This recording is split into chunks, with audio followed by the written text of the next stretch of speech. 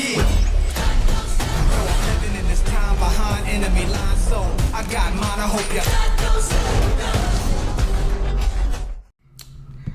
you. Good morning from the Bat Cave. It is August 26, 2023, and it looks like a number of the people who are promoting this Messiah 2030 thing are hanging their hats on the idea of Jesus Christ having a one-year ministry. Now, this idea of a one-year ministry with Jesus started with the Gnostics. It was a very simple, wrong interpretation that said, basically when he says the year of the Lord's favor means Jesus' ministry is just 1 year, okay? Now, that idea is going to be debunked by Irenaeus, but it's going to be picked up by Clement, and Clement is going to mentor Origen, and Origen is going to start coming up with amillennialism, and Clement is also going to have the first preterist interpretation of Daniel's 70 weeks being fully fulfilled by, and he accounts it up to the destruction of the temple, okay? So Irenaeus is going to speak out against this theory because in his day it's already spreading. Now, Irenaeus is one person removed from John, okay? So you need to understand who you're talking to. Irenaeus probably has access to an original copy of John's Gospel, because, if not the original, because Irenaeus himself is Polycarp's prize pupil, and Polycarp is John's prize pupil, okay? So Irenaeus has known John since he's a kid. He actually lives with him. Like this is recorded by the church fathers. He actually lives with Polycarp, okay? And then he goes over to Rome, and then he's back and forth between Rome and Gaul until he's an old man, okay? Polycarp eventually is martyred, and he's aware of that. He's also aware of Justin Martyr being martyred because that happened in Rome, okay? But Irenaeus is going to he's going to speak out against this. Sorry, I just saw this guy I was looking up people who were into the Messiah 2030 thing, and this guy was trying to prove Jesus' one-year ministry. Now, he's trying to do this, and I'm going to get into his stuff in a bit. I sent him a couple messages, so we'll see how he responds. I'm not going to assume he's false or anything like that or mistaken, but he does make some mistaken points, and we'll just see how he responds to that. But if you go to Irenaeus, Irenaeus did make some mistakes, but he doesn't make a lot of mistakes. And Irenaeus says that Jesus is 50 years old at the time that he's ministering. The reason he's saying this is because he uses he uses a conjecture to say, okay, Jesus obviously had to build up his ministry to the point where he's got all these followers and all this disruption. And he says besides this, those very Jews who then disputed with the Lord Jesus have most clearly indicated the same thing. For when the Lord says to them, your father Abraham rejoiced to see my day, he saw it and was glad, and they answered him, thou art not yet 50 years old, and thou hast seen Abraham. Now such language is fittingly applied to one who has already passed the age of 40 without having reached his 50th year. So in other words, he's basically saying, because they say you're not yet 50, he must be over 40. Okay, that's what he's saying. And he is presuming that Jesus spent years ministering, but he's also debunking the one-year theory that's already coming out in his day. Now, remember, so Irenaeus is first going to account this, where he's going to say, they further maintain that the passion which took place in the 12th aeon, or the 12th age, is pointed out by the apostles of Judas, or the apostasy of Judas, who is the 12th apostle. He's talking about something the Gnostics teach, okay? And also by the fact that Christ suffered in the 12th month, okay? So literally this is the Gnostics using numerology to try to prove that Christ taught only 1 year. And he says, for their opinion is that they continued to preach for 1 year only after his baptism, okay? The original 1 year theory of Christ's ministry starts with the Gnostics, okay? He says the same thing is also most clearly indicated by the case of the woman who suffered the issue of blood. For after she had been thus afflicted during 12 years, she is healed by the advent of our Savior, who touched the border of her garment, and on account of the Savior, said, who touches me? So they're trying to prove all these 12s because they're trying to say that the 12s represent 12 aeons, or like 12 heavens, or like 12 deities. And what they're trying to do is layer deities above Christ, between God the Father, the Most High, and Christ, to try to prove this theory of self-actualization through all these layers, and Jesus is just the start of that, okay? That's what the Gnostics are doing. And so they come up with Jesus teaching only 1 year after his baptism, and he's going to speak against that.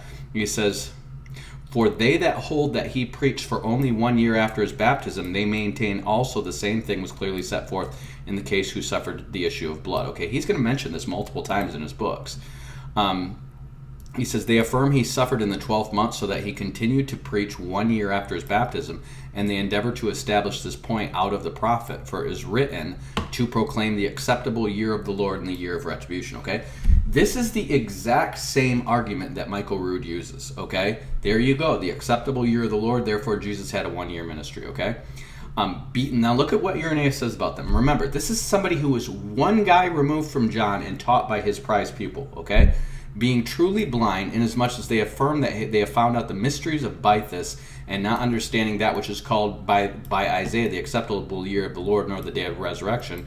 For the prophet neither speaks concerning a day which includes the space of 12 hours, nor a year of length, which is 12 months. For even they themselves acknowledge that the prophets had often expressed things themselves in parables and allegories. He's going to go on to show you that the year of the Lord and the day of the Lord is 1,000 years. Okay, he's saying that's a figurative day. He's not, or that's a figurative year. He's not saying Jesus' ministry is 1 year. Okay. Let's see. So now he's going to say, listen to this. This is a guy 1 year, one person removed from John. Okay. So he's going to say,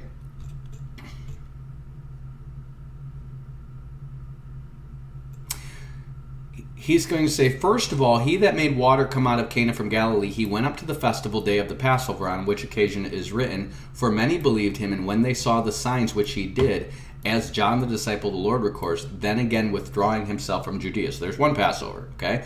He is found in Samaria. On occasion two, he conversed with a Samaritan woman, and while at a distance, cured the son of the centurion by word, saying, go thy way and liveth. That's John 4. Afterwards he went up a second time to observe the festival day of Passover. That's John 6. In Jerusalem, on which occasion he cured a paralytic man who had lain beside the pool 38 years, bidding him to rise, take up his couch, and departed again, withdrawing from thence to the other side of the Sea of Tiberias. There, seeing a great crowd had followed him with a multitude of 5 loaves and bread, and 12 baskets of fragments remained over and above. Okay? Then when he had raised Lazarus from the death, and plots were formed against him by the Pharisees, he withdrew to a city called Ephraim, and from that place, as it is written, he came to Bethany 6 days before the Passover. Okay? He is explaining 3 Passovers out of John's gospel. He is the prize people of the prize people of John. Okay? Now, understand this. He says, then going up from Bethany to Jerusalem. Okay? So he raises Lazarus in Bethany and then goes up there from Jerusalem. Okay? He ate at the Passover and suffered the day following. Okay? Ate the Passover and suffered the day following. Okay? So he says, now that these 3 occasions of the Passover are not included within 1 year, every person, whatever, must acknowledge. Okay? Now he's telling you only the Gnostics teach that Jesus taught 1 year. And the first time you're going to find the idea of Jesus teaching a Passover 1 year, and that quote is from Clement, who is a Gnostic. Okay? Just go look up Clement. Okay? This is going to be ANFO2, and just type in the word Gnostic, and what you're going to find out is Clement is like, Irenaeus is speaking against the Gnostics. Clement is a Gnostic. Okay? A true Gnostic, this is Clement's writings, the true Gnostic is an imitator of God, especially in beneficence. Okay? The true Gnostic exercises patience and self-restraint. These are chapters in his Stromata. Okay? Description of the perfect man, or Gnostic. This is Clement in his Stromata. And Clement, the Gnostic, free from all perturbations of the soul, he's going to go on and he's going to mix Stoicism, Platonism, and Pythagoreanism in with Christianity and come up with his version of Gnosticism, which is basically saying that the Gnostic is a Stoic, and that's what the perfect man is, and that's what Christ is trying to get us to, is becoming a Stoic without any feelings. He's going to come up with the idea of the impassible monad that is going to turn into fatalistic determinism of Augustine. Okay? Now he's saying, look, a Gnostic avails himself to help in all human knowledge. Okay? He's telling you this. These are the chapters of his book. Okay? A Gnostic, a true worshiper of God, and unjustly calumniated by unbelievers as an atheist. Okay?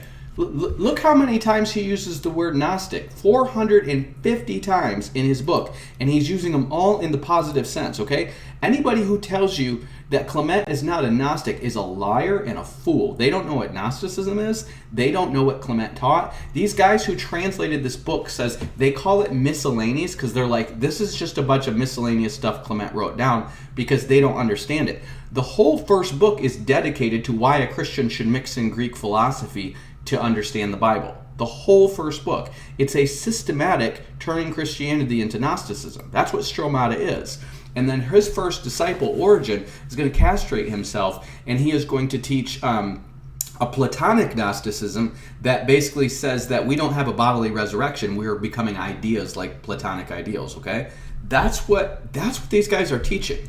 And anyone who is telling you, like, orthodoxy is okay and these guys aren't Gnostics, or that Gnosticism entered the church through Origen, or I'm sorry, through Augustine and didn't come in through Origen, they're ignorant. They don't. This stuff is free and translated into English. They account this stuff all the time in Christian literature and in seminaries and in websites and all this stuff, but nobody goes and reads it. Okay, this is word searchable. 450 instances of the word Gnostic. Now I just showed you. Look, a Gnostic, a true worship of God. Okay, a Gnostic aims at the nearest likeness possible to God and His Son. Okay. What sort of prayer the Gnostic employs and how it is heard by God. A Gnostic so addicted to truth as to no need to use an oath. A description of the Gnostic's life. The true Gnostic is beneficent, continent, and despises worldly things. Description of the Gnostic this whole book is about how a Christian should be a Gnostic.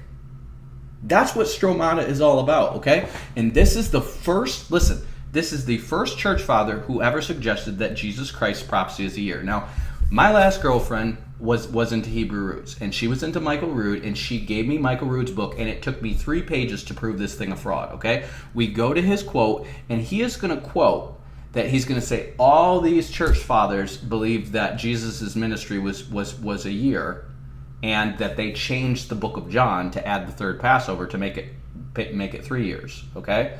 Now here's the thing. Michael Rood is a heretic. He's a false teacher, okay?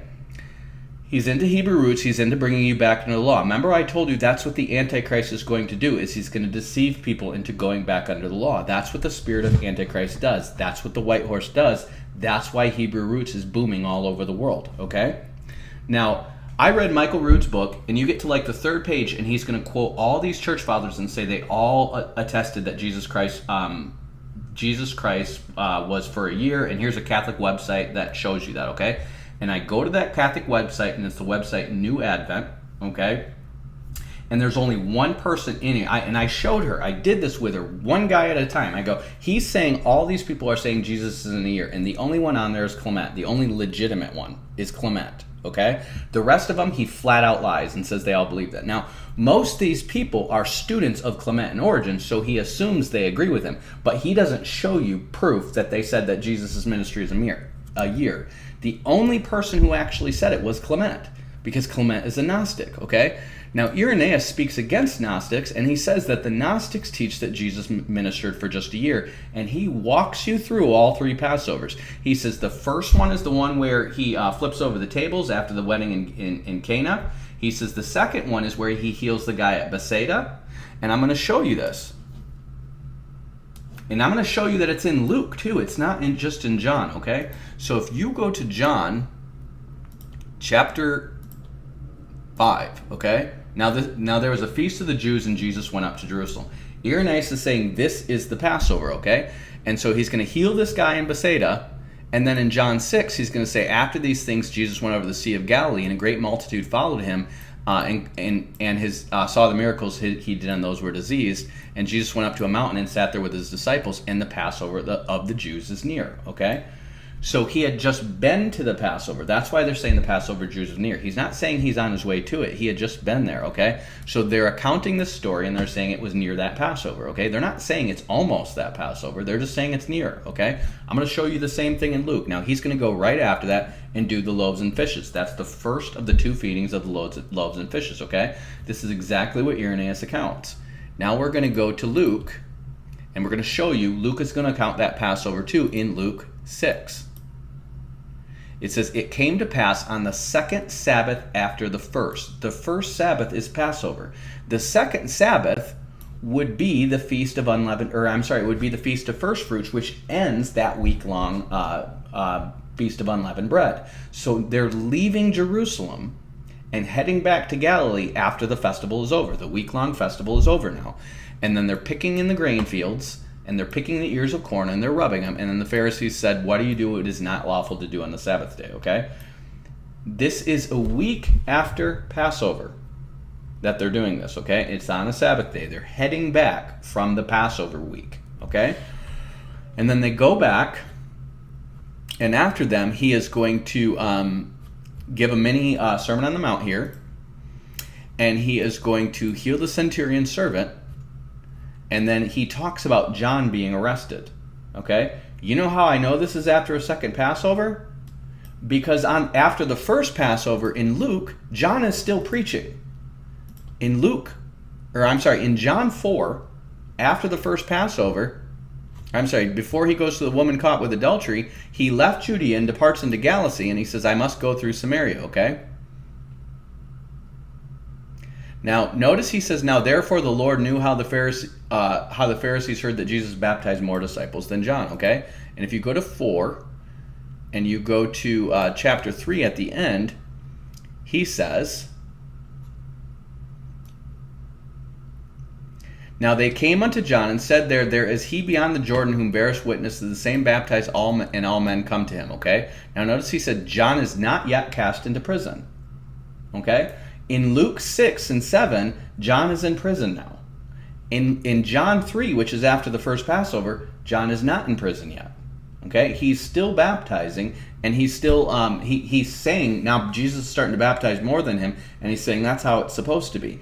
John's whole ministry lasts about a year, and about a year in, maybe a little more than a year. Okay, about a year in, he anoints Jesus. Okay, and once he anoints Jesus, he fades out, and he gets arrested not long after that. And when you get to Matthew chapter 4. This is right after John anoints him.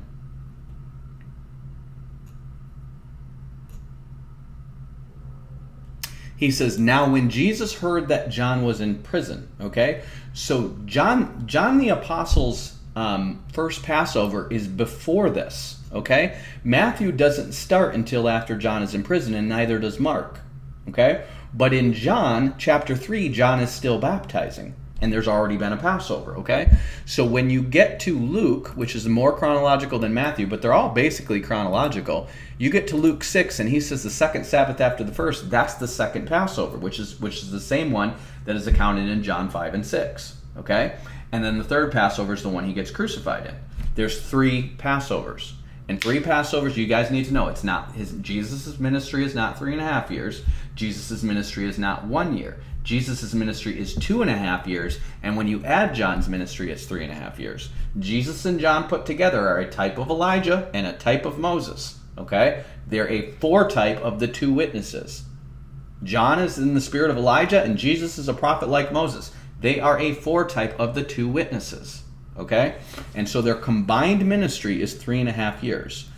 John is going to preach for a little over a year, and Jesus is going to preach for a little under 2.5 years, okay? And the way you account that is simple. In order for you to have 3.5 years, you need 4 Passovers, because you need 2 Passovers to bookend 1 year, okay? So if I add 4 Passovers, I got 1, 2, 3 years in between and change, okay? But I only have 3 Passovers, okay? So if I have 3 Passovers, I have 2 years and change. So you have from Jesus' baptism until the first Passover, and Jesus' death until he ascends 40 days later. So you have a ballpark of somewhere around 90 days after Jesus' Passover, but it's a ballpark of 2.5 years. And then we know John started teaching in the year 29, okay? So we're going to get into that now.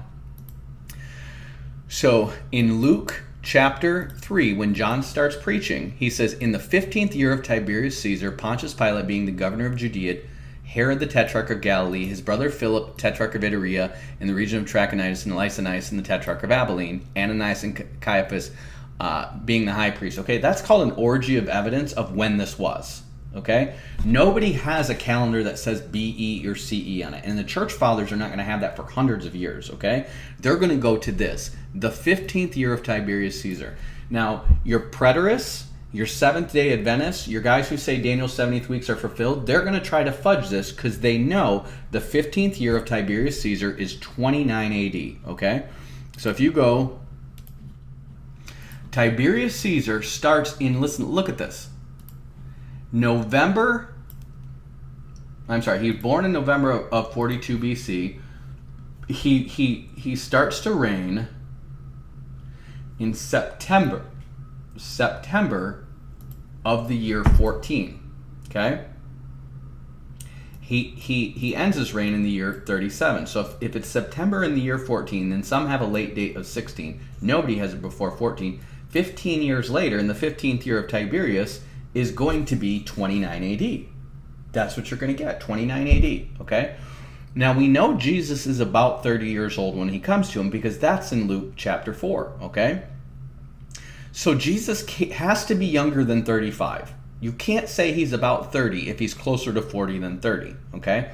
He's going to be he's going to be under 35, and he happens to be 34 years old, okay? Now September, you look at September, they have it to the day, okay? September 17th from the year 2014, or I'm sorry, the year 14 CE. 15 years later is going to be 29, okay? So that means John starts preaching. It has to be at least in the fall of 29, which means the next Passover has to be the Passover of 30. That's the earliest it could be. And that's if Jesus comes right to John and gets baptized lickety-split. Jesus doesn't come to John and get baptized lickety-split because we know all of Israel is coming to John by the time Jesus comes.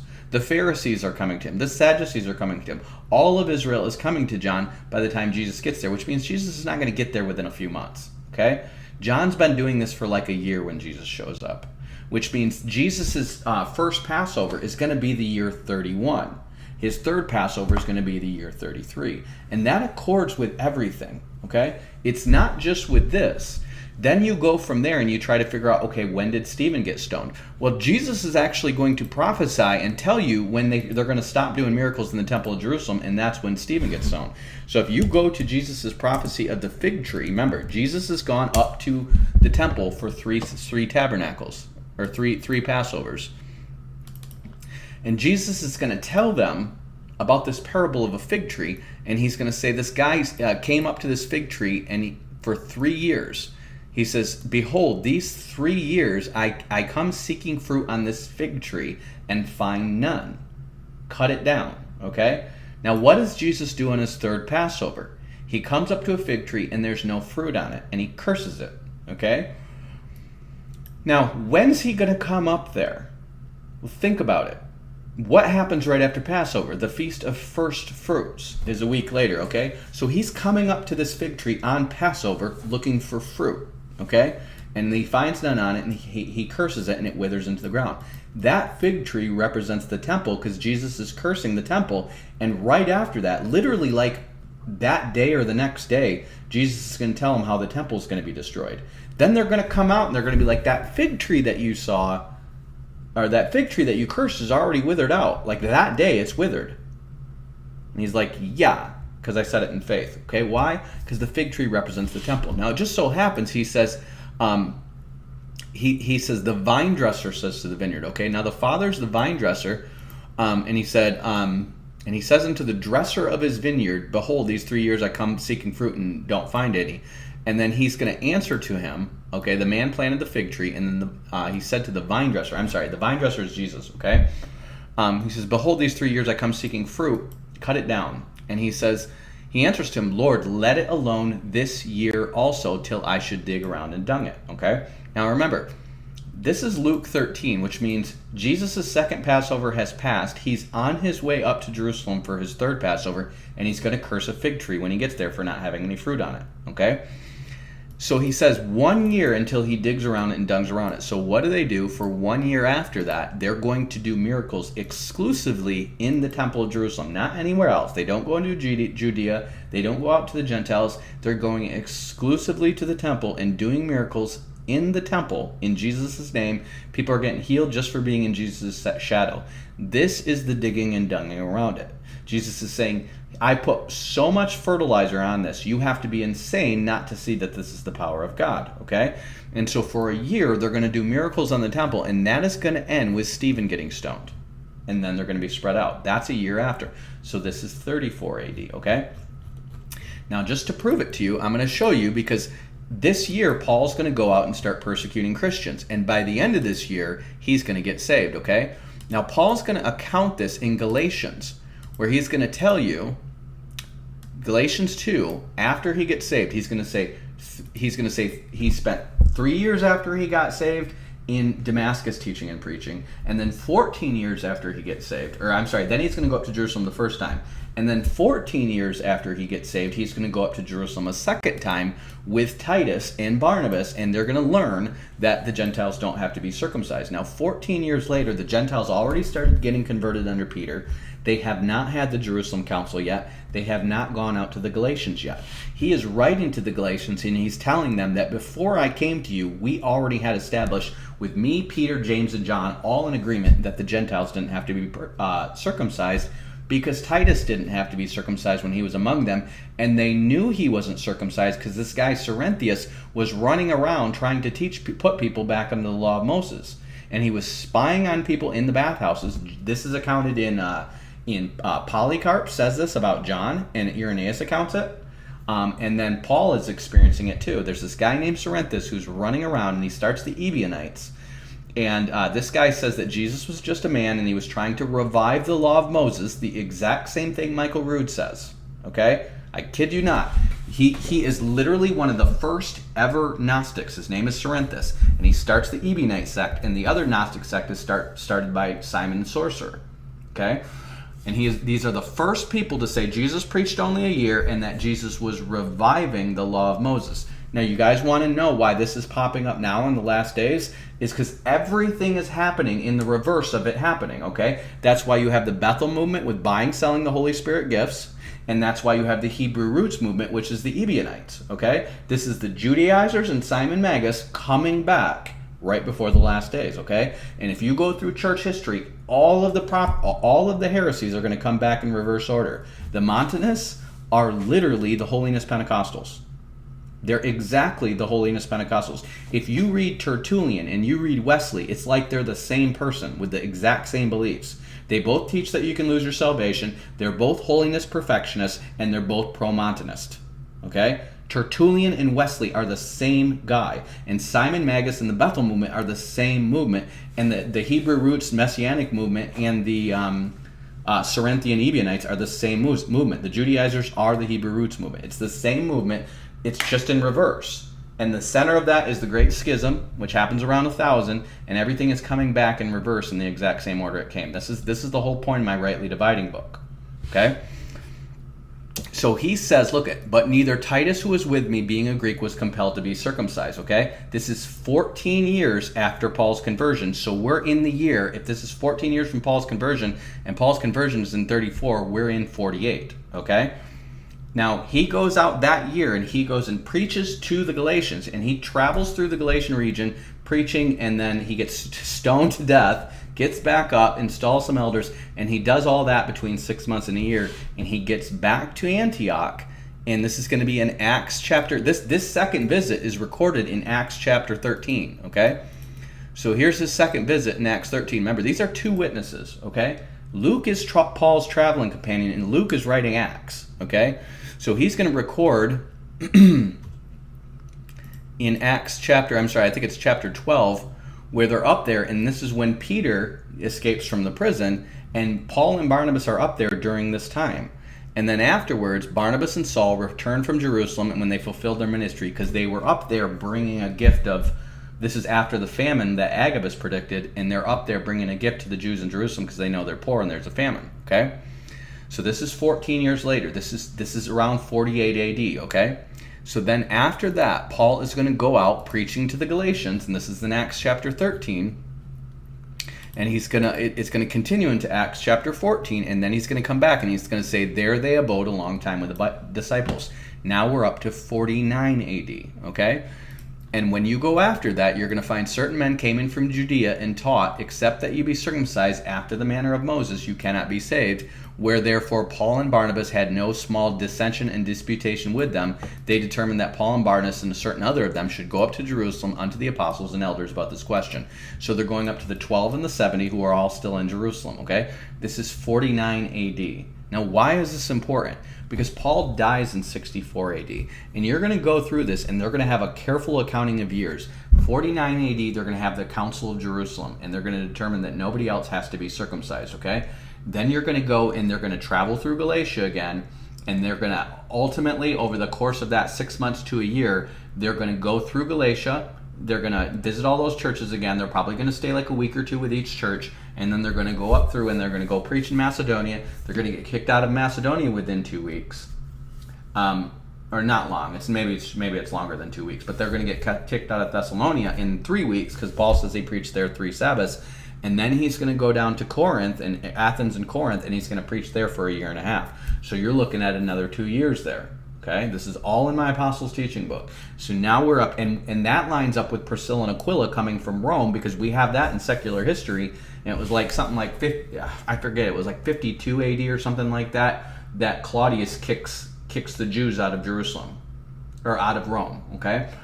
And so you're looking at 49, and you're somewhere around 52. Okay, so you're looking at 52. Then he's going to go over to Ephesus, and he's going to preach there for a while, come back through Corinth, and he's going to write 1 Corinthians, 2 Corinthians, 1 Timothy, and then Romans, and then he plans on heading back to Jerusalem. And when he goes back to Ephesus, this is going to be in Acts chapter, I think, 20.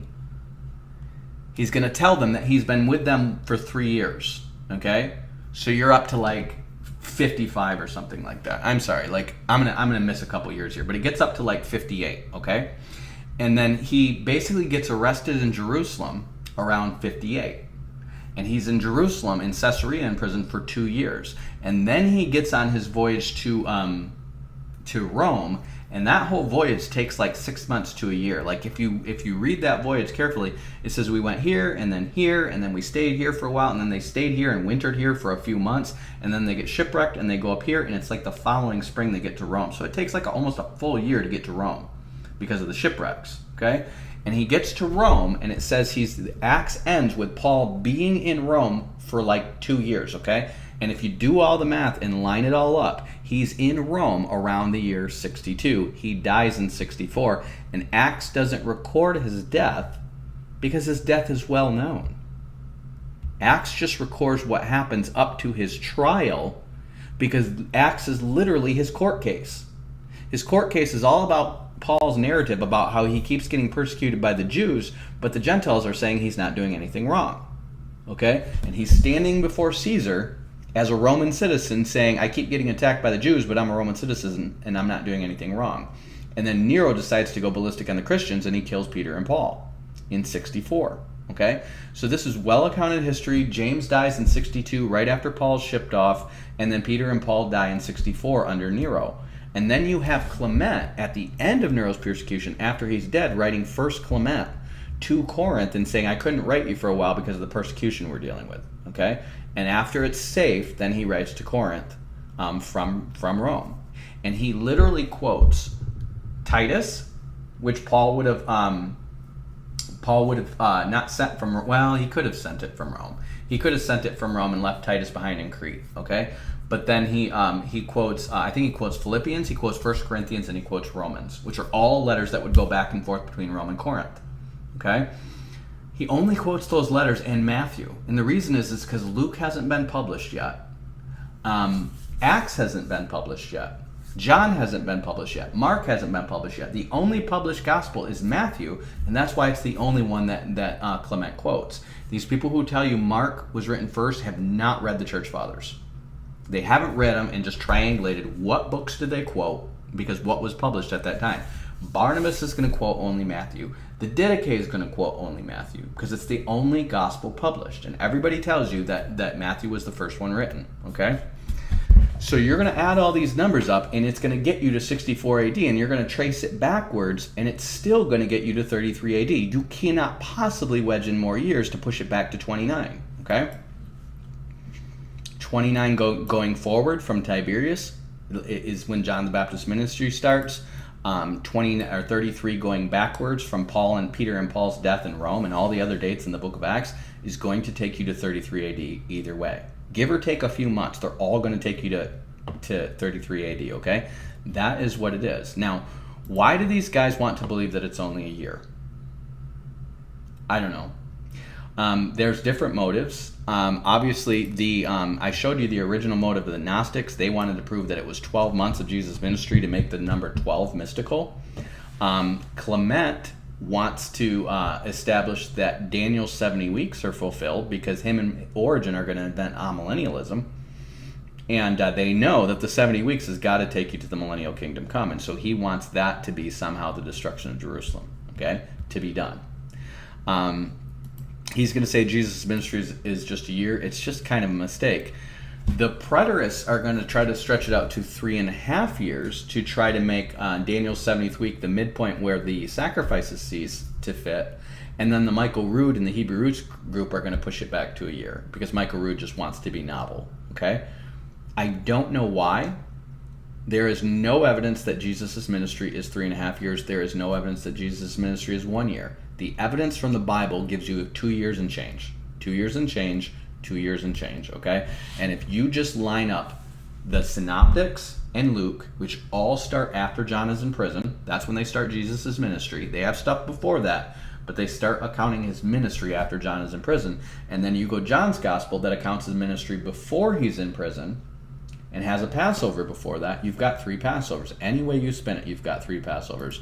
So, like I said, this guy who I, again, he writes this thing called Killing the Sacred Cow of Jesus' 3.5 year ministry versus Yeshua's 1 year ministry. He's a Hebrew Roots guy. And he's got people on his channel commenting on Michael Rood, and he apparently hasn't heard Michael Rood yet, but he's a Hebrew Roots guy, and he's going to quote Origen about people changing the Bibles and say, there's proof that, again, argument from silence. Oh, they changed the Bible, they changed the calendar, Rome burned the documents, all the evidence is gone, but here's my speculation about why I know this for sure. Okay? Anybody who tries to tell you they know something and then claims as a piece of evidence that the evidence was destroyed is a liar. Okay? That is a speculation that you need to make your falsehood stick. Oh, the proof is definitely there, but it was destroyed. Oh, that's convenient. That's convenient because I'm actually the son of whatever, like the emperor of Rome, and I should be ruling the world right now. It's well documented, but the documentation was destroyed in a fire. Oh, well, clearly you must be telling the truth because you just told us that the evidence was destroyed, but it existed. That sounded very confident, so we'll let you be the emperor of Rome. These kind of dumb arguments do not have a place at anyone's table, okay? Don't talk about them changing the Bibles. Don't cite Origen as Clement as evidence or anything, okay? They're going to say some stuff, which is going to be like evidence of what was going around in their day. But don't treat Origen and Clement like they're legit sources of original scriptural stuff, okay? Clement is going to probably, because he's in Alexandria, and he is about 150 years removed from Mark, he's probably going to have some pretty early oral tradition on Mark, and that's about it. Clement is not the best scholar. He's near the Library of Alexandria, so he has access to a lot of books and information, but he's not the best scholar, and that's why he's becoming a Gnostic, okay? Irenaeus is like 20 years older than Clement, okay? And he is writing at around the same time Clement is heading to school in Alexandria. And he's going to die around the same time Clement is publishing. And if Clement had just read Irenaeus, he would have known that everything he's getting into is Gnosticism and it's all heresy. But Irenaeus wasn't as popular as these guys. Hippolytus was more popular than Irenaeus. Clement in the East is way more popular than both of them. And Origen's the most popular in the pre-Nicene area in the East. Okay? So you want to read your original sources. You want to get that your year 33 AD down. You don't want to get caught up in this garbage. Again, I'm going to link this. I'm going to put these 2 videos together because these people are awful, okay? They twist scripture and they're trying to push Christ at 30 AD, and I'm telling you, they're going to push you to Antichrist. Don't fall for this stuff, okay? Batman out. Peace. Peace, I'm out. I'm Batman.